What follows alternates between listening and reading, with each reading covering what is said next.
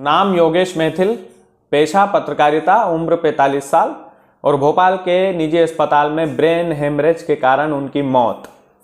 ये छोटा सा परिचय है उस पत्रकार का जो हमारे बीच में नहीं रहे। राजगढ़ जिले के जिंदादिल पत्रकार, लेकिन उनकी कहानी भी इसी तरह की है। राजगढ़ वालों, इस कहानी को आखिरी तक मत छोड़िएगा, क्योंकि इस कहानी को जब आप पूरा सुनेंगे तो आपके पैरों तले से जमीन खिसक जाएगी। आपको ये पता चलेगा कि राजगढ़ जिले में जिंदादिली वाली पत्रकारिता करना इतना आसान नहीं है। आपको ये पता चलेगा कि पत्रकारों को कैसे मानसिक प्रताड़ना का शिकार बनाया जाता है। आपको ये पता चलेगा कि राजगढ़ जिले के नेता लोग, राजगढ़ जिले के अधिकारी लोग एक खुले पत्रकार को किस तरह से खुलेआम मानसिक प्रताड़ना देकर मौत के घाट उतार देते हैं। नमस्कार स्वीकार कीजिएगा, मेरा नाम कृष्णपाल राठौर है और आप म्हारो राजगढ़ का यूट्यूब चैनल देख रहे हैं। ये कहानी योगेश मैथिल नाम के पत्रकार की है जो नरसिंहगढ़ तहसील में रहते थे। दरअसल योगेश मैथिल की पत्नी ऋचा मैथिल एक बालिका छात्रावास में अधीक्षिका के पद पर थी और एक दिन एसडीएम साहब बालिका छात्रावास का दौरा करते हैं। उस छात्रावास का दौरा करने के बाद वो योगेश मैथिल के घर पर एक नोटिस भेजते हैं और नोटिस में पोक्सो एक्ट के अंतर्गत वो नोटिस आता है और उसमें जवाब मांगा जाता है योगेश मैथिल से कि आपने छात्राओं के साथ बदसलूकी की है, उनके साथ अभद्र व्यवहार किया है। एसडीएम महोदय से इस विषय में पूछा गया तो उन्होंने सफाई दी कि हमें छात्राओं ने बताया था, 24 अगस्त को मैंने दौरा किया था, उसके बाद छात्राओं ने योगेश मैथिल पर गंभीर आरोप लगाए थे, जिसके आधार पर हमने योगेश मैथिल की पत्नी को सस्पेंड कर दिया, अधीक्षिका के पद से हटा दिया और उनके घर पर एक नोटिस भेज दिया और उसमें उनसे जवाब तलब किया गया था कि क्या ये बात सही है। अब कहानी का यू टर्न आता है। योगेश मैथिल के घर पर जैसे ही एसडीएम साहब का नोटिस आता है, वो अपना मानसिक संतुलन खो बैठते हैं, क्योंकि जब एक साफ सुथरी छवि वाले आदमी के घर, वो भी पोक्सो एक्ट का, छात्राओं से अभद्र व्यवहार करने का नोटिस यदि कोई अधिकारी भेज देता है डायरेक्टली और उनकी पत्नी को सस्पेंड कर दिया जाता है, उस छात्रावास की अधीक्षिका को सस्पेंड कर दिया जाता है, आप सोचिए कि ये कितनी बड़ी बात है। उसके बाद में वो अपना मानसिक संतुलन खो बैठते हैं। उनकी पत्नी आरोप लगाती है कि ये सब उस नोटिस की वजह से हुआ है जो एसडीएम साहब ने भेजा था। फिर धीरे धीरे योगेश मैथिल की तबीयत बिगड़ने लगती है। तबीयत इतनी ज़्यादा खराब हो जाती है कि उनको अस्पताल जाना पड़ता है और योगेश मैथिल की पत्नी बताती है कि ये सब उस नोटिस के बाद हुआ।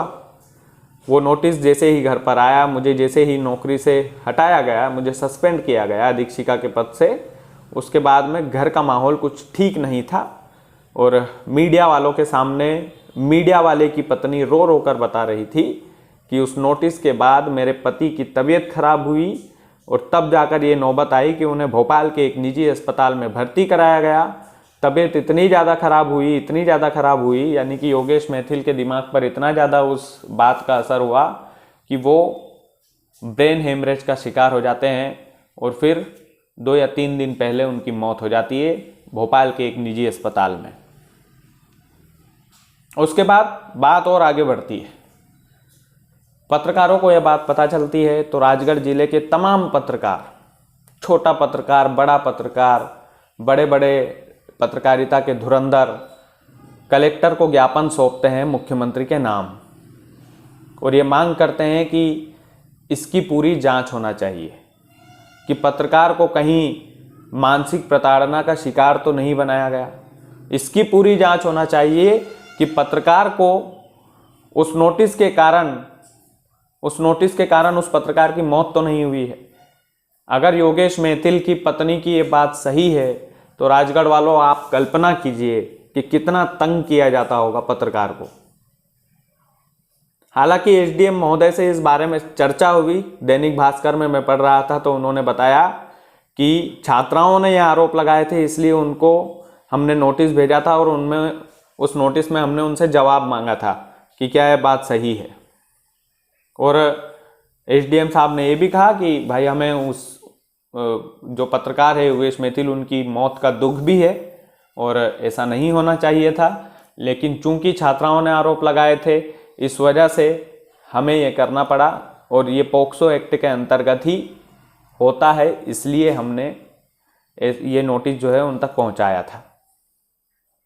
अब कहानी आपको समझ आई होगी राजगढ़ वालों कि किस तरह से। और हाँ, जिस व्यक्ति के घर पर पोक्सो एक्ट का नोटिस हो, जिस पत्रकार के घर पर, जिस पत्रकार के ऊपर यह आरोप लगाया जाए कि आपने छात्राओं से अभद्रता की है और जिसकी पत्नी को बालिका छात्रावास के पद से हटाया जाए, सस्पेंड कर दिया जाए, उस घर पे क्या माहौल होगा?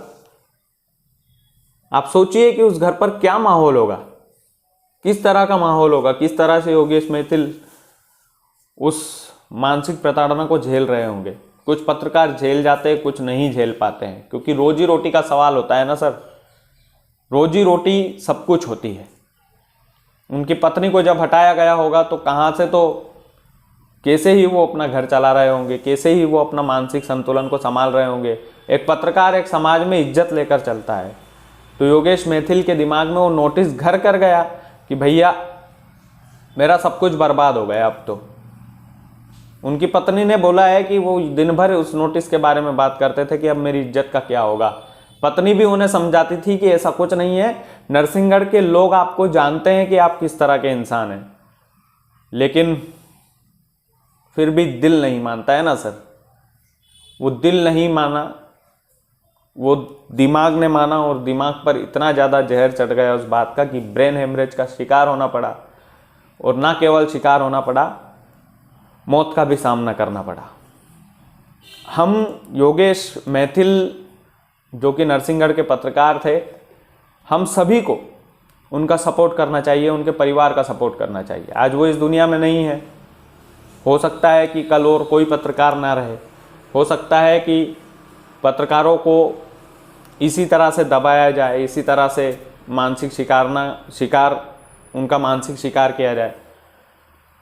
तो हम सभी को राजगढ़ वालों इस वीडियो को ज़्यादा से ज़्यादा लोगों तक पहुंचाना है, सरकारी दफ्तर तक पहुंचाना है, ताकि इस मामले की जांच हो अच्छे से।